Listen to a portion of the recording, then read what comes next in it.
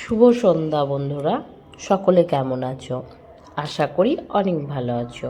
আমি সুপ্রীতি নতুন একটা ব্লগে সকলকে জানাই অনেক ভালোবাসা। এদিকে শীতের উত্তুরে হাওয়া হুড়হুড় করে ঘরে ঢুকছে। তার মধ্যেই আমি ঠিক বারান্দায় দাঁড়িয়ে আছি আর দেখছি বাইরে ছট পুজো কীভাবে হচ্ছে সেটাই আমার ঘর থেকে প্রায় দেখাই যায়। সেইটাই তোমাদেরকে একটু দেখাবো আর বলবো। আর ছট পুজো কেন হয়, বিহারিরা বা শুধু ঝাড়খণ্ডের মানুষেরা নয়, এখন প্রায় সব রাজ্যে সব দেশেই এই ছট পুজো মেতে উঠেছে। তাই ছেলেকে বরকে নিয়ে বেরিয়ে পড়লাম বিকেল বিকেল ছট পুজো দেখার উদ্দেশ্যে। যেহেতু সামনে মাঠ ছিল বড়, তাই আমার ছেলে একটু হেঁটে নিল আর আনন্দ করে নিল। আর ছিল কদবেল মাখা, এটাও ব্যাগে ভরে নিয়েছিলাম, ওখানে গিয়ে খেয়েছিলাম, যাতে আমাদের দেখাও হবে আর খাওয়াও হবে। সেই জন্য আমরা তিনজন মিলে বেরিয়ে পড়ব। দেখো, এদিকে ছেলেকে রেডি করব বলেছি, আর ছেলে গড়াগড়ি দিচ্ছে, রোদ খাচ্ছে, বলছে কি আমি যাব না। তা যাই হোক, দেখো ছট পুজো ঠিক এইভাবে প্রস্তুতি করেছিল।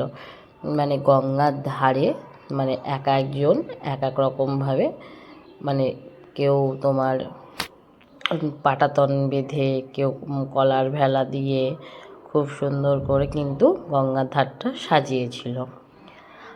এই ছট পুজো উৎপত্তি হয়েছিল ভারতের বিহার, ঝাড়খণ্ড, ছত্তিশগড় আর অন্যান্য রাজ্যে। এই জনপ্রিয়তা কেবল উত্তর পূর্বের দিকে নয়, বিশ্বজুড়ে চারিদিকে এই উৎসবে মানুষ মেতে উঠেছে। দেখো এত সুন্দর করে গঙ্গার পাড়টা সাজিয়েছে, দেখেই যেন চোখটা ধাঁধিয়ে যাচ্ছে।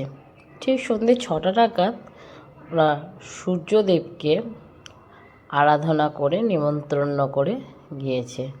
আবার ঠিক ভোরবেলায় এসে কিন্তু ওরা পুজোটা করবে।